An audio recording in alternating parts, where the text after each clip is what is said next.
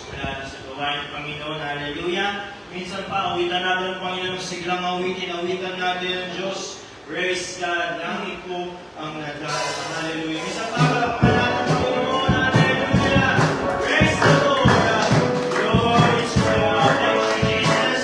Thank you, Lord. Salamat po, Lord. Hallelujah. Yes, Lord. Kailangan ko na mag-ibig ko. O Diyos sa buhay ko. Ang kalakaran ko ay kalakasan ko. Ikaw ang nais ko. Ikaw lamang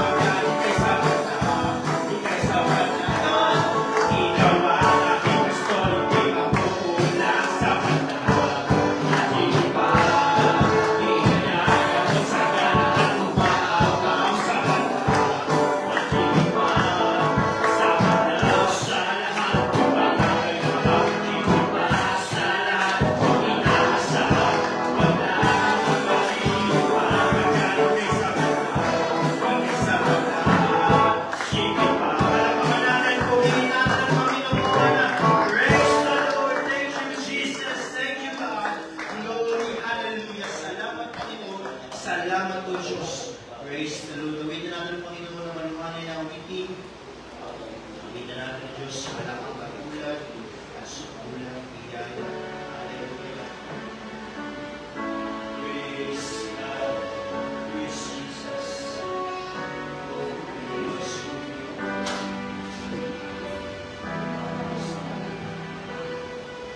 Awitin natin, Awitin ko man lahat ng awit sa mundo, di kayang ilarawan ang kadakilaan mo. Kulang ang lahat ng ulan, kulang maging mga salita upang ihayag ang kabutihan mo. awitan natin, Panginoon. Awitin ko man lahat ng awit sa mundo, di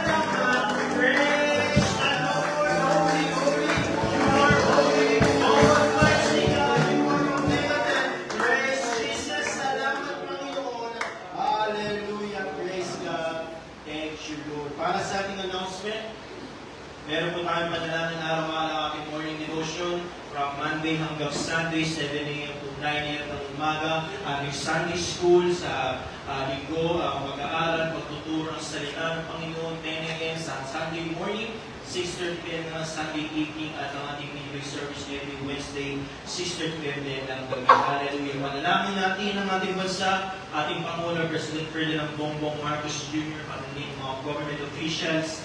Tayo po'y magpapanalingam. Dalangin natin ang pagliligtas ng Panginoon sa loob ng gobyerno. Sama din natin ang mga leadership international, Pastor Greg Mitchell, Pastor Jessica, Pastor Joe Campbell, ating national leader, Pastor Boy de Cepeda. Manalangin din natin mga regional leaders, Pastor Frank Beneventura, Pastor Naro Untay, Pastor Ernie Merente, Pastor Charlie Carias, Pastor Miel Sebel, at ang ating Mother Church, Pastor Rico Herrera. Sama din natin lahat sa Panginoon ang mga fellow Baclaran Daughter Churches, Pastor Gerson Balbuena, Pastor Noel Torres, Pastor Richard Isay, Pastor Vincent Saber, Pastor Marcio Villano, Pastor Bong Canyosa, Pastor John Ray Pinchayda, Pastor Sam Pulpol, at Brother Jameson, at Brother Noel ng Caloocan, at ang mga fellow Baclaran Granddaughter Churches, Pastor Melvin David, Pastor Jonathan Chares, Pastor Jess Pancho, at Pastor Larry Umaya. Silapit natin sa Panginoon din ating mga missionary churches all over the world, Abu Dhabi, Cambodia, Japan, Taiwan, ating mga kapatid sa Vietnam, Israel, Laos, sa Japan, at nagalangin din natin ang mga lingkod ng Panginoon sa ibang lugar. Pagpuli ng Panginoon ang kanilang mga kailangan. Lapit din natin ang ating mga Antipolo at Upayang ito. Dalangin natin, bigay kalakasan sa ating karunungan, kilusin ang ating mga paa, ating mga lagi, hayaan sa salita ng Panginoon na pagliligtas, ang pagpunga dito sa bayang Antipolo. Lapit na sa Panginoon din, ating pastor, Pastor Lemus Lucena, kaya sa bayan, spiritual breakthrough, financial breakthrough, salvation, deliverance, solangin, sarili gusali at lote, at sasakyan, pagkakasyain, tayo lahat sa ating gawain ng Panginoon dito sa bayang Antipolo. Healing request, prayer request, Jeffrey Garcia, Brother Ron Tataro, Bonifacio San Pedro, quick recovery sa kanya, Shirley San Pedro, Nito Lourdes Agadulo, Pastor Tongping, at lapit na sa Panginoon din natin mga mahal sa buhay na hindi pa nakakilala sa Panginoon. Dalangin din natin, bigyan na ng kalakasan ng Diyos ay hayag ang salita ng Diyos sa ating mga mahal sa buhay. Pag-pray din natin kung darating na Biyernes ang ating discipleship sa Mandaluyong. Sa gabi po ito ang ating revival crusade dito sa Bayan Antipolo, October 4 to 5. At ang iba pang activities natin, hallelujah, sa mga panagdagang pabalita, ang ating pastor ang magugulat. Praise God. Bago tayo dumako sa panalangin, unahan tayo ni Brother Edgar. Panalangin niyo. So pa, palakpakan natin puli ng Diyos. Hallelujah. Praise God. Glory to Jesus. We call upon your name. Worship you. Christ Almighty. Salamat, Panginoon.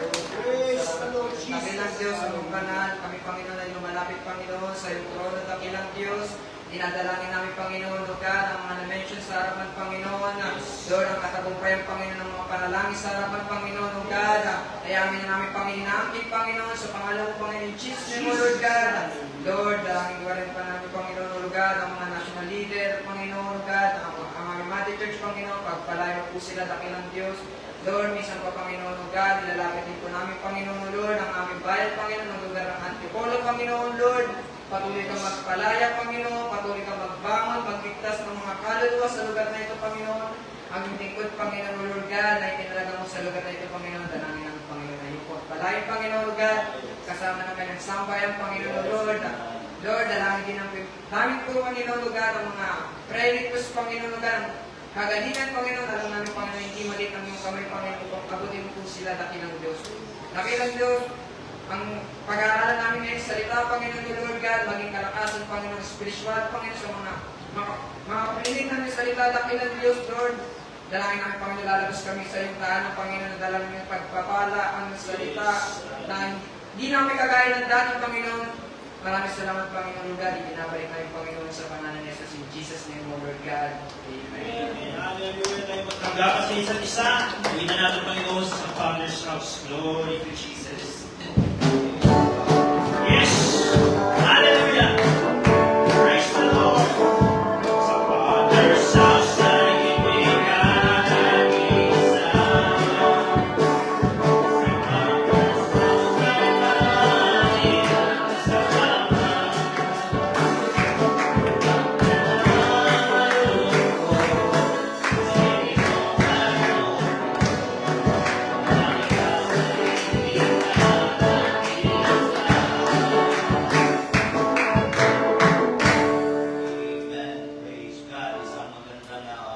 gabi sa inyong lahat. Ito kayo nagkamali na lugar na inyong pinuntahan. Ito ang lugar na kung saan ay nagtitipon ng mga kaluluwa na nakaranas ng paghipo o ng pagtiros ng Panginoon sa kanilang buhay. Mga tao na dati ay puno ng problema at suliranin. Tinapon ng ating Panginoon Jesus. Okay, so tulad na nabanggit kanina, okay, so discipleship ay sa August 8, sa gabi po, sa Mandaluyong Church.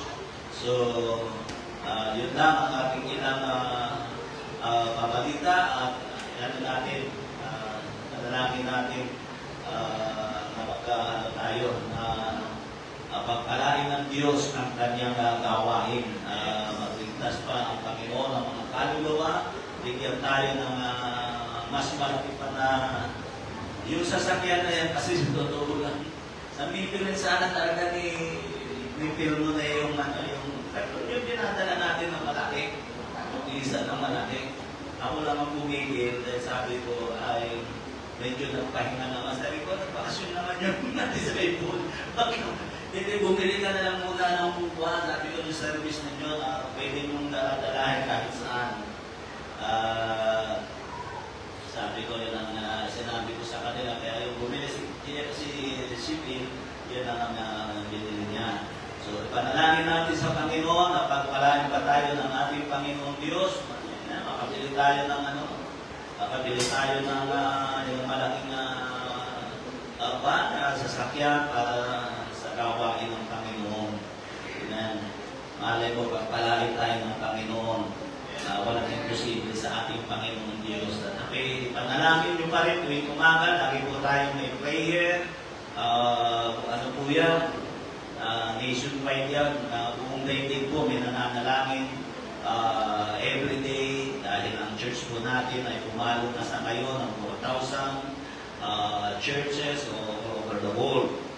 So sa 195 nation ay meron po tayong 4,000 churches. Dito po sa Pilipinas, meron tayong mahigit na 800 church. Kaya meron po nananalangin, kaya panalangin po natin na pagpalain ng Diyos ang gawain ng Panginoon. Pagpalain ito ng Panginoong Diyos. Magtanumbalik ng mga tao na Amen. Praise God na mapusan muli ang kanilang mga puso at kaisipan. Alam nyo, ipanalangin nyo sa Panginoon. Si Pastor Rico kasi, sabi na, minsan ang tao sa kami, sabi niya, alam mo, ako na nakikilos yung puso ko kung ako'y pagpapalain lang talaga ng Panginoon. Gusto kong magtatayo ng apartment daw ng building. At kukupupin daw niya lahat yung mga talagang walang matuluyan na gustong maglingkod sa Panginoon. Ay sabi ko ay sige, panalangin natin sa Panginoon na pagkalain ka ng Panginoon Jesus. Kaya church muna natin. Church muna natin doon sa Baclaran. Kasi sikip na sikip tayo doon pagka nag-ano tayo doon talagang halos sa talaga siksika na. At ipinag-pray ko rin na pagpalain ng ating Mother Church, na Pastor Rico. Hallelujah. At yun din nga panalangin ko rito na pagpalain tayo ng Panginoong Diyos na makapangyarihan sa lahat ng bagay. Okay, so tayo po ay tatako, wala namang testimony, walang testimony pa dahil medyo natigil ang ating activities sa labas, ang nangarap sa labas dahil sa sama ng panahon. Okay, so diretso na tayo at tatako tayo sa isa pa sa gawain ng Panginoon. Lumilip tayo ng pananalapit. Napakarami po ng ating adhikain. Katulad yan na sinabi ko, napakarami ng pangarap ng church na ito, matulungan, maraming kaluluwa. Ginawa na rin kasi ni Pastor Bobby Puyet Umupa siya ng isang building doon, meron siyang kinupok ng mga street children doon sa Mandaluyong. Tapos pinadadalo niya sa church. Kaya lang, Hindi rin na pero meron naman yata nagpatuloy. Yung iba kasi hindi nang patuloy dahil nauwi sa ligaw-ligawan. Ganun kasi kalimitan lagi nangyayari. Nagkakaroon ng partner-partneran. Kaya nung kanyang ituwid, itama, ay nagtampo, nagsipagtampuhan. Ayun. Pero alam ko, meron natira, meron nagkakawan. Hindi ko lang alam kung continuous pa rin yung apartment na yun na kanilang ginagawa. So, at ngayon, wala na aking sinabi, bigyan tayo ng pananalapi upang sumulong ang gawain ng Panginoon. Kahit kung gaano paganda, ang panukala ng isang grupo kung walang susuporta, kung walang pananalapi, hindi po yan imposible mangyari yan. Imposible yan. Katulad ito nagkang eleksyon, di ba? Hindi na ako makakukuhan kahit anong ganda ng plataforma ng isang tao tulad ni Heidi Mendoza. Colina, pang 21. At least, nalampasan niya si Iguloy. Tiyak po kasi yun, Heidi Mendoza. Yung dati pong COA Commissioner. Hindi ko itinampanya kasi bawal sa akin yun. Hindi ko itinampanya talaga. Pero yun po ay kapatid ng aking tatay. Yun na ibig ko sabihin, kahit gaano kaganda ang plataforma ng isang tao, kung walang susuporta, walang nangyayari. Hanggang dito lang yun. Ako na ibig ko sabihin.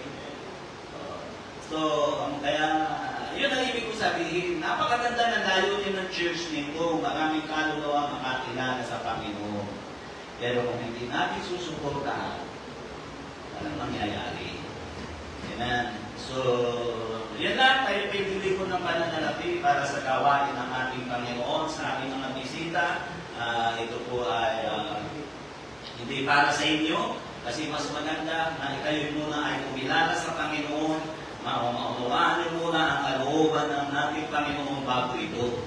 Amen. Bago niyo maunawaan ang mga bagay na ito. Okay, so dalawang kapatang si Dave. So, kasi siya ka na di ba, medyo nagmimitan ako. Tayo ay manalangin sa Panginoon. Dakila at tapat na Diyos, marami pong salamat sa iyong kabutihan. Maraming salamat, Panginoon, sa iyong biyaya. Pagpalain mo po, Panginoon, ang bawat isa na iyong mga anak. Kanilang hanap buhay, ang gawa ng kanilang mga kamay, pagpalain mo, dakilang Diyos. Marami pong salamat sa iyong kabutihan sa pangalan ni Jesus. Amen. Praise God. Hallelujah. Okay. Awitan natin ang Panginoon. Amen. I got my mind made up. Amen.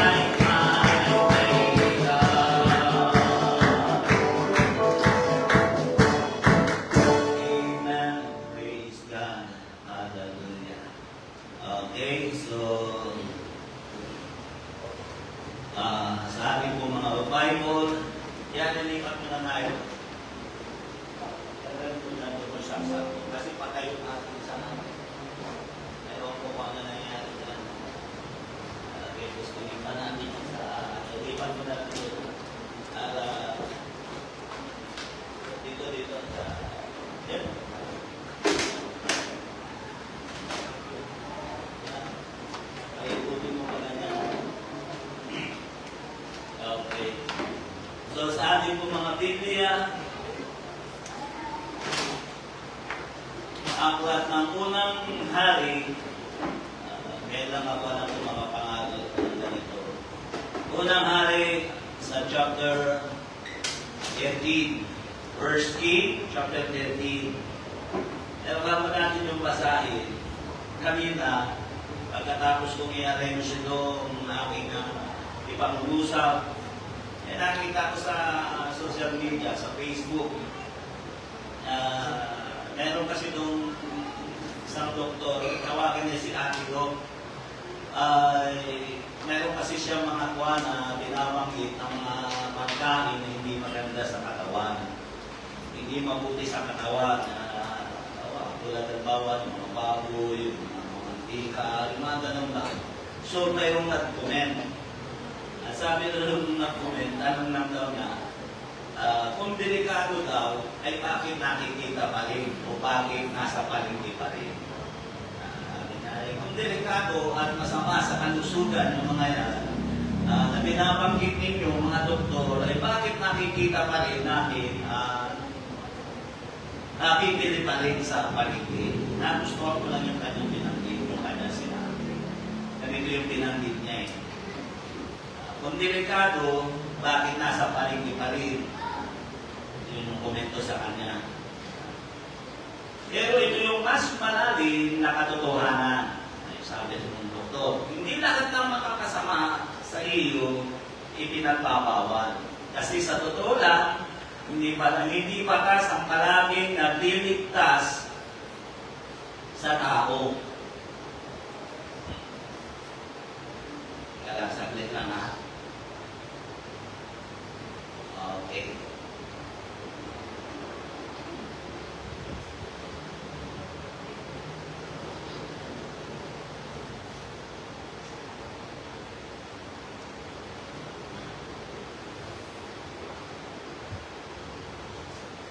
Ulitin natin. Pero ito yung mas malalim na katotohanan. Hindi lahat ng mga kasama sa iyo pinagbabawal. Kasi sa totoo lang, hindi patas ang palaging nagliligtas sa tao kundi ang disiplina. Lahat ng yan, soft drinks, chicheria, instant noodle, processed meat, mga processed food. Lahat yan illegal, available, masarap. Pero hindi ibig sabihin ay ligtas pag palagi mong kinakain. Parang sigarilyo, may warning na nakaka-cancer pero nasa tindahan pa rin. Bakit? Kasi sa huli, ikaw pa rin na magdidesisyon kung sino ang mananalo, ang panlasa mo o ang kalusugan mo. Kaya minsan, hindi solusyon ang pagbawal, mas makapangyarihan ang pagmulat. Dahil kahit anong bawal, kung hindi mo alam kung bakit mo kailangan umiwas, babalik at babalik ka pa rin sa unti-unting sumisira sa iyo. Kaya nagustuhan ko, kasi may nanggit niya yung babalik at babalik ka pa rin sa unti-unting sumisira sa iyo. Totoo naman eh. Kaya kami mga doktor, hindi lang para magbawal, nandito kami para ipaintindi na ang pagpili ng buhay araw-araw ay nasa kamay mo. Ganda naman yung sinabi niya. Dinabatingos kasi siya, ginawas siya. Tulad si Mama, sabi ni Mama kanina, ano ba yan? Ano ba nakainin natin? Sabi daw, puro bawal, puro bawal. Kaya sabi niya, anong kakainin natin? Kaya yung nasabi rito, nasa disiplina. Yung mga iba din yan, sabi, bakit daw nabibili pa rin? Eh siya po nga, nabibili pa rin eh. Ay bawal eh. Ang nakasatintahan eh. Kaya tinatangkilik ng tao, pero anong dahilan nun? Lalo na yung sa ano, hindi mawawala sa pamilihan dahil may buwis.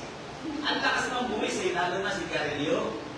Ang lakas ng buwis niya, kaya hindi mawawala yan. Kaya tama yung sinabi niya, nasa pasya pa rin ng tao kung ano ang kanyang gagawin. Nasa disiplina ng tao yan. Kaya sabi niya, ang tungkulin lang namin, ipaunawa kung ano yung masama. At nasa sa inyo pa rin. Dito kami para ipaintindi na ang pagpili ng buhay araw-araw ay nasa kamay mo. Okay. Basahin natin yung 1 King chapter 13. Medyo mahaba ito. Kaya siguro pagkakataon nyo na ito para makapagbasa kayo. verse 1. First King chapter 13, beginning verse 1. Samantalang nakatayo si Jeroboam sa harap ng altar sa Bethel upang maghandog, dumating mula sa Huda ang isang propeta ng Diyos. Inutusan siya ni Yahweh na sumpain ang altar na iyon. Yun na, tinayo ni Jeroboam. Yung altar na yun, Diyos-Diyosan yun. Si Jeroboam, siyang pumalit kay Haring Solomon. Si Haring Solomon hindi kinalugdan ng Diyos sapagkat siya ay nag-asawa ng 1,000, 700 ang asawa, 300 ang asawang alipin. Kaya inalis ang kanya ng Panginoon ang paghahari sa Israel at ang Israel ay nahati sa dalawa.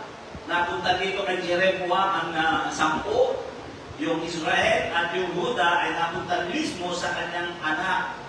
Ito si Jeroboam ay kanyang kawal. Yung Huda napunta kay Rehoboam. Magkatunog yung pangalan nila Rehoboam, ito naman si Jeroboam.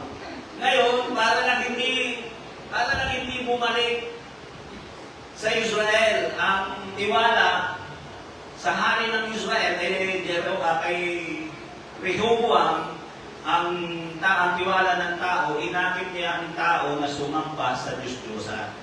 Ayun na, nagtayo siya.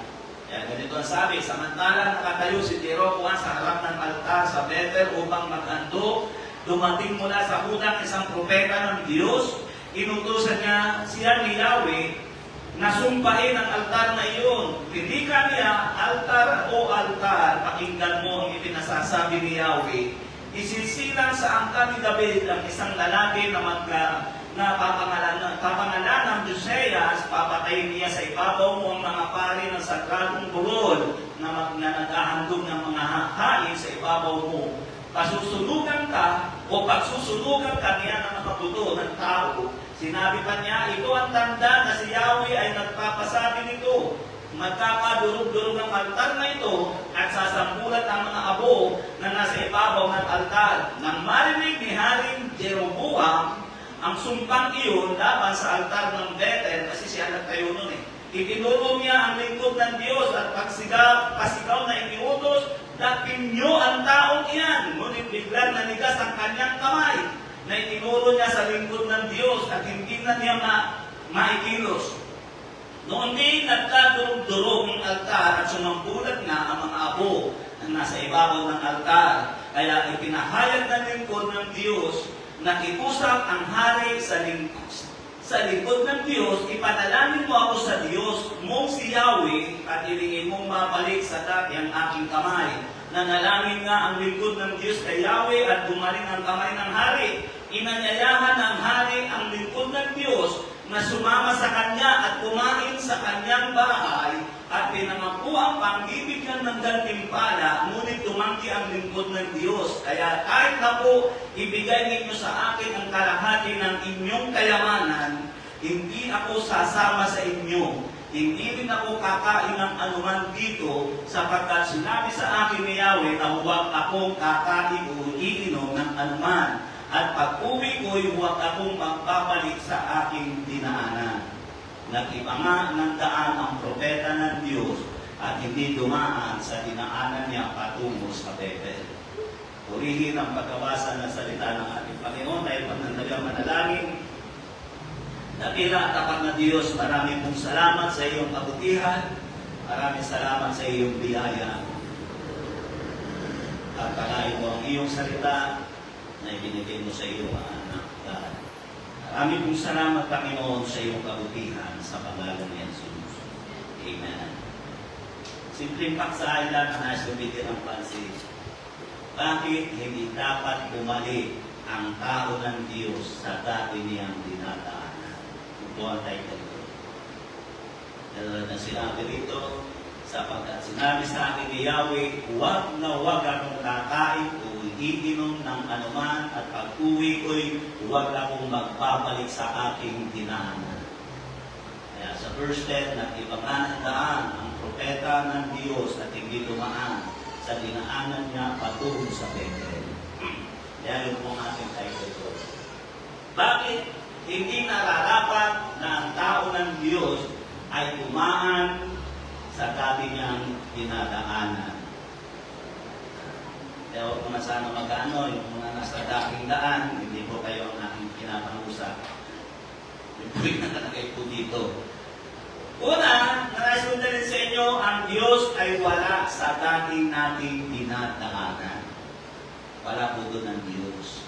Kaya yun ay binili ng Panginoon natin, yung binilinan niya doon sa lalaki ng Diyos, sa propeta ng Diyos na galing sa Huda.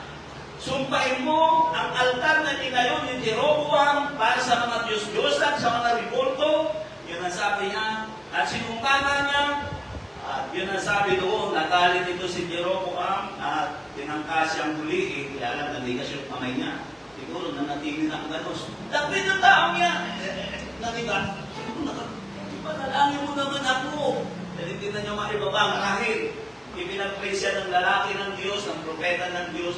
At dahil doon, bumalik sa dati, kaya sabi ng lalaki ni Jeroboam, na hari ng Israel, sumama ka sa akin, papunta sa aking bahay. At ipaghahain kita para kumain. At gagantimpalaan kita. Pero ano sabi ng propeta ng Diyos? Hindi ako kakain ng pagkain na naririto. Ikabilin-bilinan niya ng Panginoon. At hindi rin ako dadaan sa dinaanan ko papunta rito.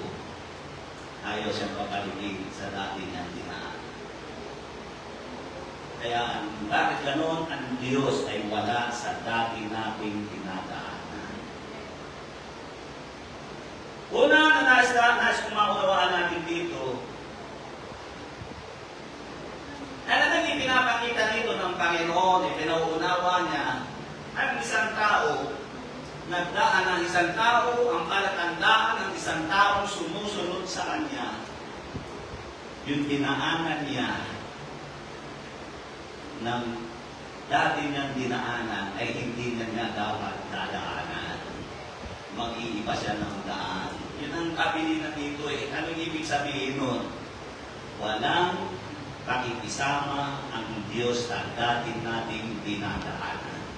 Kung babalik tayo doon sa dati nating paborito nating daanan, paborito nating tambayan, ang Diyos hindi natin kasama doon. Yun ang ibig sabihin nun.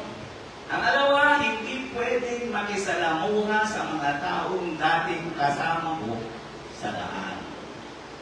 Kaya nakikita natin na ibig sabihin dito ng Panginoon, ayaw niyang pababalikin ka sa dati mong buhay. Kaya ang palatandaan ng isang tao talaga na sumusunod sa ating Panginoon, nagtatalaga ng buhay niya para sa ating Panginoon, hindi siya bumabalik doon sa dating daan. Ewan ko kung bakit mayroong dating daan ngayon na ibinatadaan. Hindi pwedeng makisalamuha.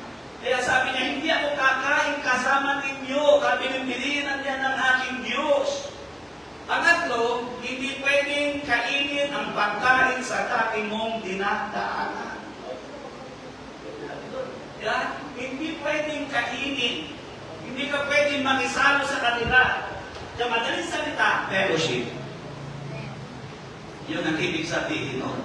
Yung dating pinagsasalukan ninyo noon, hindi ka pa nakakakilala sa Panginoon, hindi nyo na dapat pwede pagsaluhan.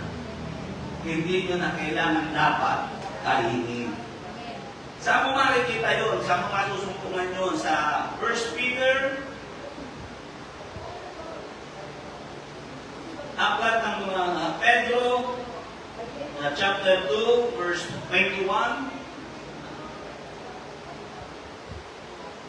Limutan ko kasi yung chapter, pero alam ko chapter 2 ito. Verse 2 to verse 21, mabuti pang hindi na nila nalaman ang dating daang matuwid. Kaysa pagkatapos maalaman ang banal na utos na itinuro sa kanila, ay katalikuran nila ito.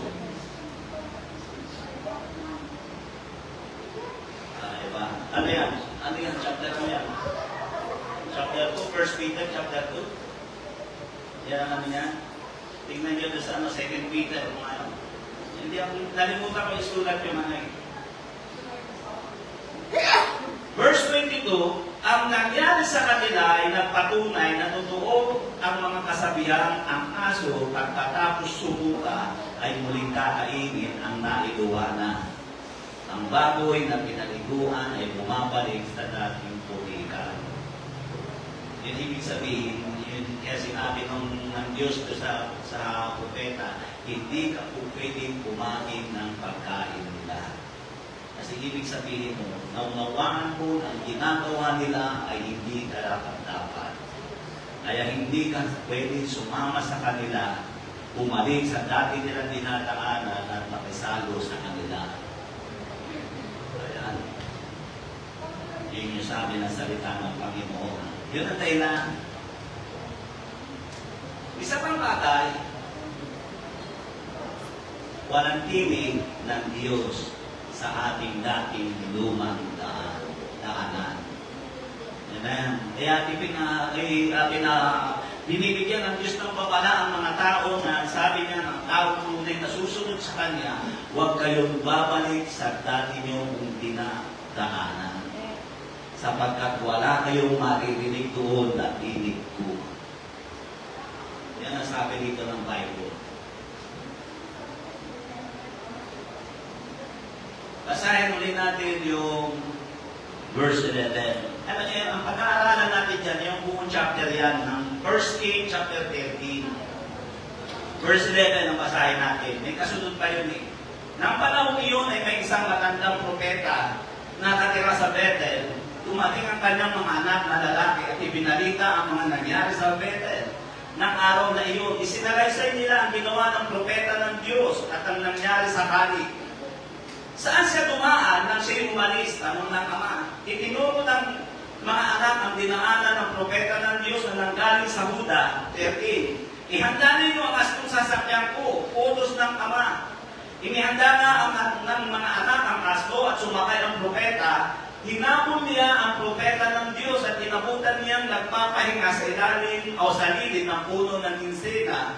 Ikaw ba ang propeta ng Diyos na nanggaling sa Huda? Tanong niya. Ako nga po, sagot naman ito, sumama ka sa akin sa aming tahanan upang makakain anyaya ng matandang propeta. Sumagot naman ang propeta ng Diyos, hindi po ako maaaring sumama sa inyo, papalik. Hindi rin po ako maaaring kumain at uminom ng anuman dito, sapagkat ganito ang utos sa akin ni Yahweh, huwag kang kakain o iinom ng anumang doon at huwag ka rin babalik sa iyong dinaanan. Verse 18, propeta rin ako, tulad mo. At sinabi sa akin ng isang anghel na inutusan ni Yahweh na dalhin kita sa bahay ko upang pakainin at painumin. Wika ng propeta, ngunit nagsisinungaling lamang ang matandang propeta. Sumama nga sa kanya ang propetang galing Huda, kumain siya at uminom sa bahay ng matandang propeta. Habang sila ay kumakain, dumating sa matandang propeta ang isang pahayag mula kay Yahweh.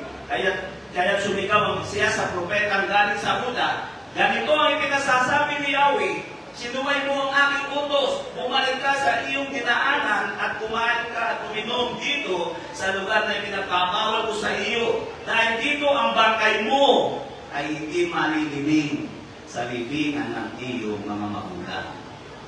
Nang sila'y makakain, naghanda ang matandang propeta ng asnong masasakyan ng propetang galing sa Huda. Sa kanyang pag-uwi, nakasalubong niya isang leon sa daan at siya'y pinatay nito. Nahandusay ang kanyang bangkay sa tabi ng daan at pinantayan ng leon at ng asno. May mga tao na padaan doon at nakita nila ang bangkay sa tabi ng daan. Ang leong nakabantay, pinalita nila sa bayan ang kanilang nakita at nakarating ang balita sa matandang propeta. Nakita niyo yun? Namatay yung propeta. Yung una tumanggi siya. Pero nang banda huli, bumalik siya. Ang nakikita ko rito, ang taong bumabalik sa dati niyang dinadaanan, walang kalulunan. Yun ay pinapakita rito. Wala nang tinig ng Diyos. Hindi niya napansin. Ang sabi ng matandang propeta na yun, na mula ang propeta na yun, maraming mula ang propeta na sa panahon natin ngayon. Ang sabi doon, sinubo ang anghel.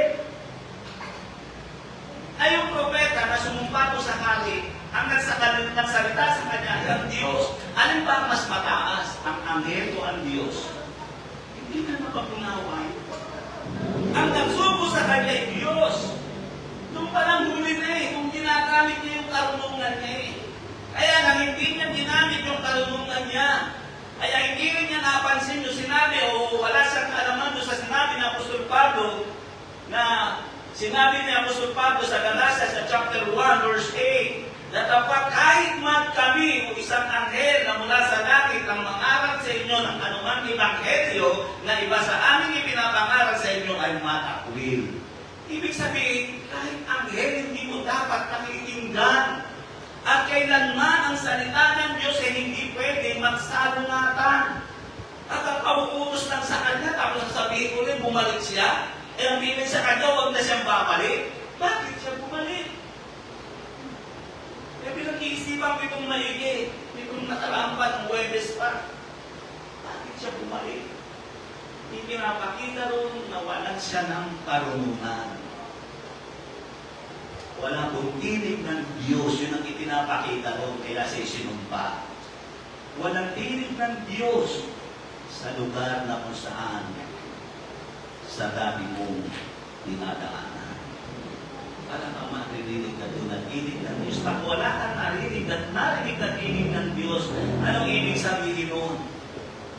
Hindi ka mabubuhay ng normal. Dahil ang tao ay nabubuhay dahil sa salita ng Diyos.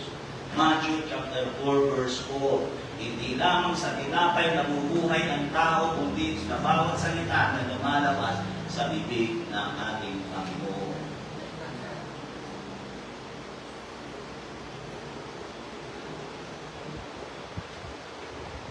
So, yun ang dapat natin maunawaan. Nakikita natin ito, bumalik din yung matanda. Sa personal na lang ninyo pagbabalik. Ako magbabasa. Ang sabi doon, bumalik din yung matanda. Pinuntahan niya yung propeta na kinain ng leon, nilapan ng leon. Ang sabi ng propeta, isip-isip ko lang, kawawa ikaw ang nabuyo dyan, ikaw ang bulay ikaw yung nagsinungaling Lumabas siya dahil diniba yung altar na pinatayo ni Jeroboam na dambana ng mga Diyos-Diyosan. Ikiniba nung propeta na yaon na ayaw pamalitin na taga-Huda. Ibig sabihin, yung propeta na yaon, hindi niya naintindihan Hindi niya naintindihan yung propeta na yung sugo ng mga Diyos-Diyosan. Yun ang totoo nun. Kinantihan siya, kaya pinipilit siyang pabalikin. Anong ibig sabihin dito? Mga kapatid sa Panginoon, pag nakilala mo ang Panginoon, hindi siya papayag. Ang propetang matanda na ito na hindi ka babalik. Kaya pag bumalik ka, mayroong nakaabang sa iyong kapahamakan. Yun yung pawala. Yan ang isang bagay na dapat natin maunawaan. Mayroon pong pakikipagdigma sa pagsunod sa ating Panginoong Diyos. Hindi po natutuwa, pero kung pinili ko matandang propeta na yun, papalitin. Sinasabi na ng propeta na mawal, siyang bumalik at makisalamuha uli, makikain, kasalo nila, yun ang sabi rito. Kaya sabi niya, hindi po pwede. Propeta rin ako, parehas tayo ng kulay, parehas tayo ng balat. Ang Diyos ay nagsasalita rin sa akin, kaya ang tao ay gumagawa ng paraan. Kaya beware, maging matalino tayo, magpakarunong tayo, sapagkat yan ang kalooban ng ating Panginoon. Karatlo, di ka magtatapos, ang taong bumabalik, nagiging kasangkapan ng kaaway. Ibigyan ko ng pansin, ng si Jesus ay isila sa Matthew chapter 2, mayroong dalawang pantas na dumalaw sa kanya. Wise man, hindi po sinabing hari. Wise man po yun. Walang pangalan. Hindi Melchor, hindi Baltasar, hindi Gaspar. Wise man ang tawag. Hindi sila dalawa, hindi sila isa, hindi sila tatlo. Kaya na sinabing sila yung tatlo dahil binasi ng mga eskola Yung sa regalo. Ang regalo nila sa Panginoon, 3. Kaya sinabi nilang 3 pantas. Hindi naman 3 pantas ang sinabi nila. Ang sinabi nila 3 hari. Ano regalo nila? Gold, mira, pamangyan. Bago nila masumpungan ang ating Panginoon, dahil hindi nila alam kung saan naroon ang ating Panginoon, tumahan sila kay Herodes. Ano sabi ni Herodes sa kanya? Nagkunwari din si Herodes para ipatandang propeta. Kapag nakita niyo ang hari ng Hudyo, magbalik kayo sa akin at sabihin niyo sa akin kung saan naroon para naman ako makapunta rin doon at siya rin naman masamba. Ito yung diretsyon natin. Matthew chapter 2 verse 7.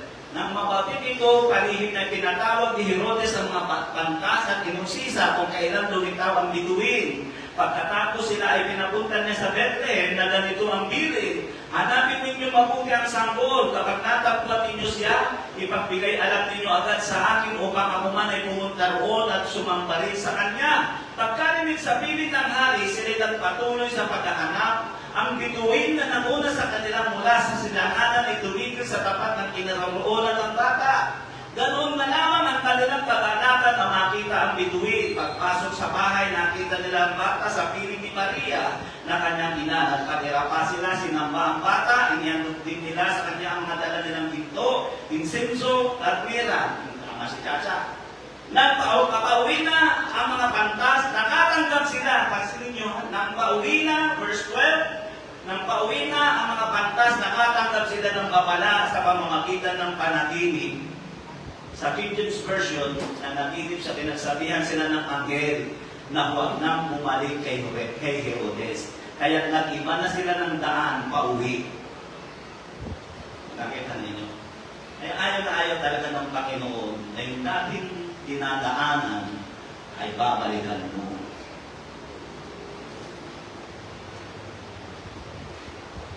Kung siya'y bumalik, magiging kasangkapan sila ni Herodes para patayin si Jesus. Kasi babalik siya doon. Hindi naman alam nila na inuutulang sila ni Herodes. Kaya anong sabi ng mga Diyos? Huwag na huwag kayong babalik. Ano talaga yan? Kaya talaga na mag-alis na sila. Narito ang isang anghel ng Panginoon na nakita kay Jose sa panaginip na nagsasabi, magbangon ka dahil mo ang sanggol. Nalali ba? Wala yung sinabi, huwag na magbabalik ka. Hallelujah. Verse 12 yun. Verse 12. Matthew chapter 2, verse 12. Ayun. At palibasin pinagsabihan sila ng Diyos sa panaginip. Diyos pala nagsabi ni Akin na huwag silang magbalik kay Herodes. At nagsiuwi sila sa kanilang sariling lupain sa ibang daan. Kaya ayaw ng Panginoon. Pag nangyari yun, magiging kasangkapan tayo. Kaya kung lahat ng tao na nakakilala sa Panginoon at bumabalik ko sa dati nilang dinadaanan, ang sabi ng Bible, nagiging kasangkapan na hindi maganda. Balik tayo doon sa chapter 13. Oh, yes, chapter 13 ng 1 King. 1 King chapter 13 verse 22. Ang sabi dito, ito yung habang sila'y kumakain. Sumigaw yung matandang propeta. Matandang propeta rin ang ginamit. Ang sabi dito, bumalik ka sa iyong dinaanan at kumain ka, tuminom dito sa lugar na pinagpapawal ko sa iyo. Dahil dito, ang bangkay mo ay hindi malilibing sa libingan ng iyong mga magulang. Ano pong ibig sabihin nun?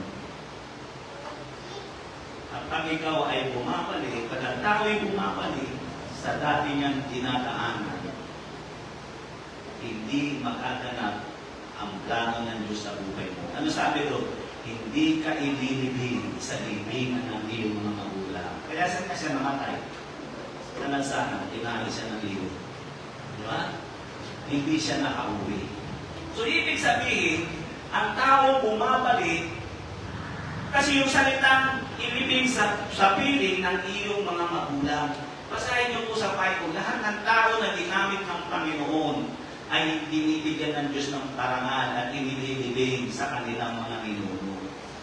Katabi ng kanilang mga ninuno. Pero ang lalaki ito, ang propeta na ito, dahil bumalik siya, hindi niya ginamit ang karunungan niya, hindi siya nalibing sa libingan ng kanyang mga ninuno. Nandun siya naglalap yung pangkay niya sa kanya. Ibig sabihin, wala kang karunungan. Hindi ka makakarating sa dapat mong karunungan. Yun ang nakita natin dito. Kaya mga kapatid sa Panginoon, isang bagay lang ang pwedeng balik-balikan ng tao. Alam niyo kung ano? Ang presensya ng Diyos. Once na ang tao ay makakilala sa Panginoon, dapat natin maunawaan, dapat natin tandaan. Huwag mo nang lingunin yung dati mong dinadaanan. Amen? Huwag mo nang lingunin dahil hindi ka sasamahan ng Diyos. Hindi magaganap ang plano ng Diyos para sa buhay mo. Dapat bumabalik ka doon, yun ang pinapakita rito. Kaya, ang sabi ko nga, tandaan nyo, yung alimugang anak, pansinin natin yung alimugang anak. Yun lang ang isang bagay na dapat mong babalikan. Yung tahanan ng iyong ama. Ang sabi ko nga dito, binanggit ko, kahit gaano ang kasalanan ng isang tao, kahit gaano kakarumi, kahit gaano kapaluktot ang pamumuhay mo, hindi yung tinitingnan sa iyo ng Diyos. Ang tinitingnan sa iyo ng Diyos kung paano ka mag-isip. Kung paano ka mag-isip. Kasi ang tao nag-iisip ng tama, hindi bumabalik, hindi pabalik-balik sa dati niyang daan, sa dati niyang tinataha. Ay ano sabi ng alimugang anak? Ano sabi ko? Sa bahay ng aking ama ay marami at sagana. Yun ang sabi noon. Lucas sa chapter 15, verse 17. Pwede bang ilagay nyo doon? Lucas 15:17, wala kasi dito yan. Ito na isulong. Maginang sa isipan. Ang sabi ng alimugang anak, sa bahay ng aking ama, ito ang sabi na, natapwat ng siya'y makapag-isip. Kaya ang tao'y napapahamak dahil sa mga maling pag-iisip. Pagiging matuwid, magiging tama ang buhay ng isang tao kung ginagamit niya ang kanyang tamang pag-iisip. Ito huwag niyong kalilimutan. Kaya sabi diyan, tatapat nang siya ay makapag-isip. So, ibig sabihin, nung una, hindi siya nag-iisip, kaya naging napariwala yung buhay niya. Pero sabi dito, tatapat nang siya ay makapag-isip, ay sinabi niya, ilang maalila ko mahal ang aking ama, ang may sapat na dumadami sa pagkain na kinalitong mamamatay sa gutom. Kaya ang sabi niya, babalik ako sa aking ama. Kaya nung bumalik sa doon, nasa karangkaan pa lang siya, tinakbo na ng ama. Doon mo makikita na ang Diyos ay tumakbo. Sinalubong niya ang kanyang anak. Nangangatwirang pa siya. Hindi na mo dapat tatawagin anak mo. Ituring mo na naman ang iyong mukahan na alila. Hindi siya pinapansin. Ano sabi ng kanyang ama? Suotan ng singsing, suotan ng malinis at magarang na kasuotan at magdiwang tayo sapagkat ito'y patay na at ngayon muling nabuhay. So ano ibig ko sabihin? Hindi tinitingnan ng Diyos kung gaano ka karumi, kung gaano ang kalaki ang kasalanan na ginagawa mo. Ang tinitingnan ng Panginoon kung paano ka mag-isip. Yan ang makita niya nag-isip ng tama ang lalaki, ang kanyang bunsong anak, niyakap. Ganun ang ating Panginoon. Iyon natin ang ating mga ulo. Praise God. Nakusap ako sa isang simple at payak na pangungusap. Bakit hindi dapat bumalik ang tao ng Diyos sa dati niyang dinadaanan? Una, ang Diyos ay wala sa dati nating dinadaanan. Wala siya doon. Pangalawa, walang hilig ng Diyos sa ating dating lumang dinadaanan. At ang pangatlo, ang taong bumabalik nagiging kasangkapan ng kaaway.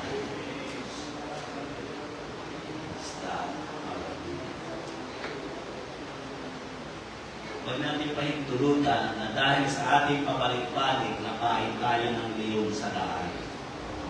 Huwag natin hintayin yung ganong pagkakataon, pangyayari. Na dahil sa ating pabalik-balik, masalubong natin ng isang leon. Kung hindi siya pumalik, wala siyang leon na makakasalubong. Yan ang ibig sabihin ng kwento ng kasaysayan. Dahil lahat ito kayo, kapag hindi tayo nakarating sa pinakatuktok ng plano ng Diyos sa buhay natin, isipin mo na lang baka meron kang binabalik-balikan. Kaya hindi ka makarating dating sa lugar na dapat mong puntahan. Nagkaguban ng Diyos para sa iyo. Praise God. Hallelujah. Kapag tayo humihilig ng isang awitin,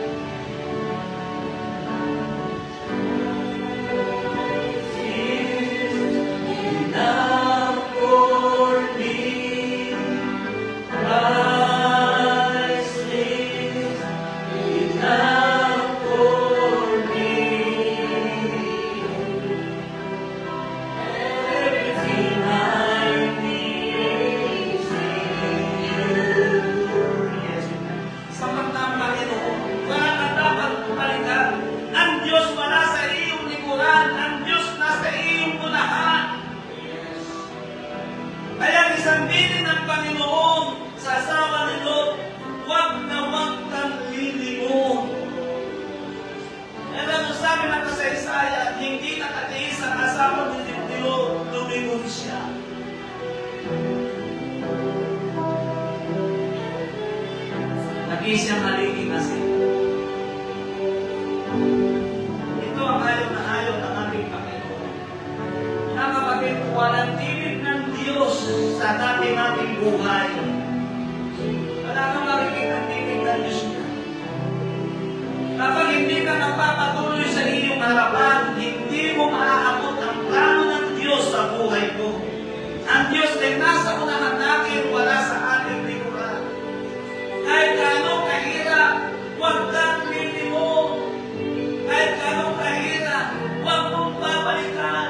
Huwag mong nanasahin ang pagkain sa likuran mo. Ang inumin sa likuran mo, huwag mong nanasahin.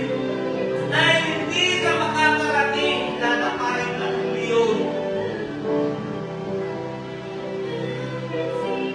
Sa lahat, iyon ang kasaysayan ay pinakita. At ako'y naniniwala, ito yung katotohanan.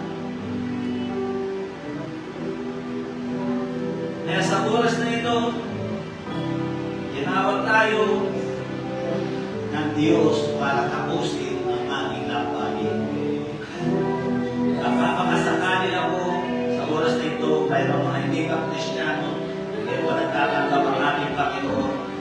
Sa online, bisita ka namin, first time mo naman nakatapos sa lugar na ito, hindi mo pa natatanggap ang ating Panginoon Jesus. Sa oras na ito, mag-aalala ko ng isang panalangin sa mga nasa online. Maaari one time, nakilala mo ang Panginoon, pero muli ka napalayo dahil muli kang bumalik sa dati mong ginagahamis. Nakiinom ka, nakikain, yun yung sinasabi ng ating Panginoong Jesus. Pero tulad ng sinabi ko, kahit gaano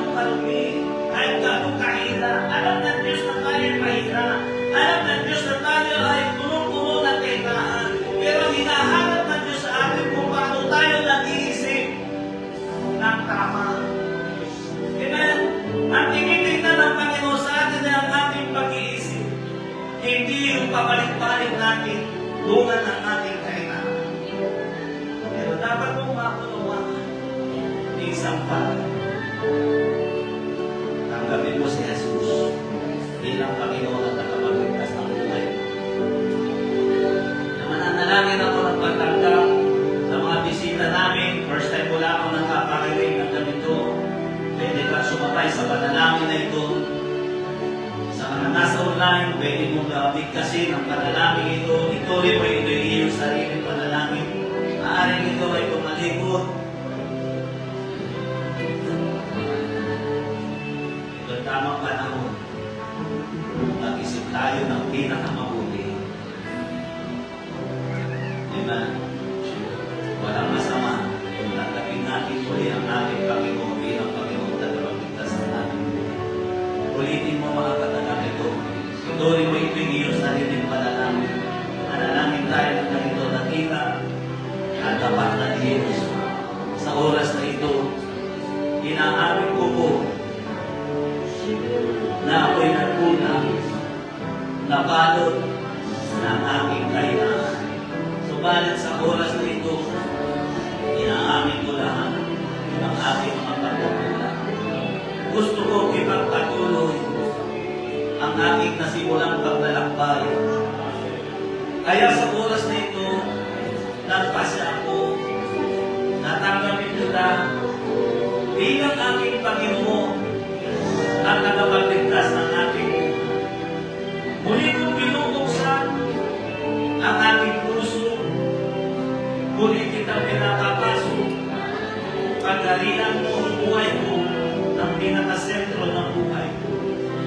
At minsan pa, isulat mo ang aking pangalan sa aklat ng buhay upang sa iyo mo rin pagmamali, makasama mo ako doon sa buhay na walang hanggan.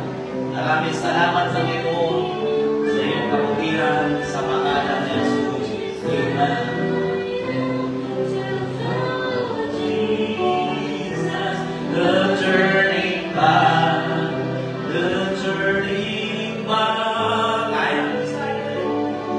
I'm decided to follow Jesus, no turning back, turning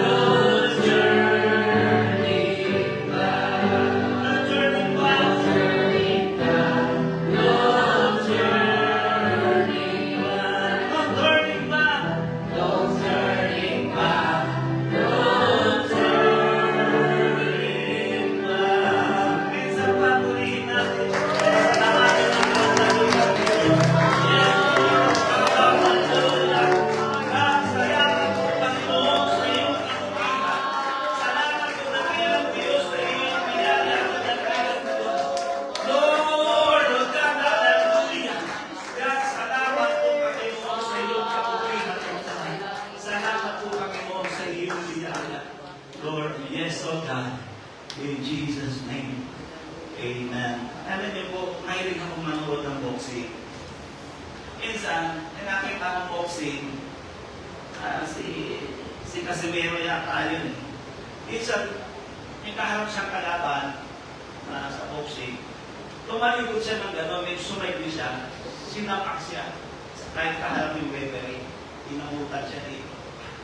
Baliktad siya doon siya, tayo siya. Binangan, hindi na ano, kasi ano yun eh, Paul yung ganun. May nag-comment, ang sabi doon, malitaw doon, bakit hindi daw inanunong, bakit hindi daw binawasan yung point ng kalaban. May sumagot, siguro meron mong tanong sa boxing. Sabi na, Brad, pag-aralan mo ang boxing, hindi yung pwedeng bawasan ng point. Kasi pag ikaw ay nasa ring, oras ng akto ng laban, huwag kang tatalikod sa kalaban. Lagi kang nakaharap. Be ready always. Nasabi na. Ganun pala yun sa boxing. Aral sa atin yun. Harapin natin ang kaaway. Huwag kang tatalikod. Ganun ang mga warrior. Hanggang hindi pa tumutulog yung hindi yun. Huwag kang tatalikod. Huwag ganun ka. Talayo ka, nakagano. Sinabi ko lang sa inyo yun, ganun din yung sa spiritual. Pumalikod ka ng ganun, matay ka sa pakita ng kaaway. God bless you po sa inyong lahat.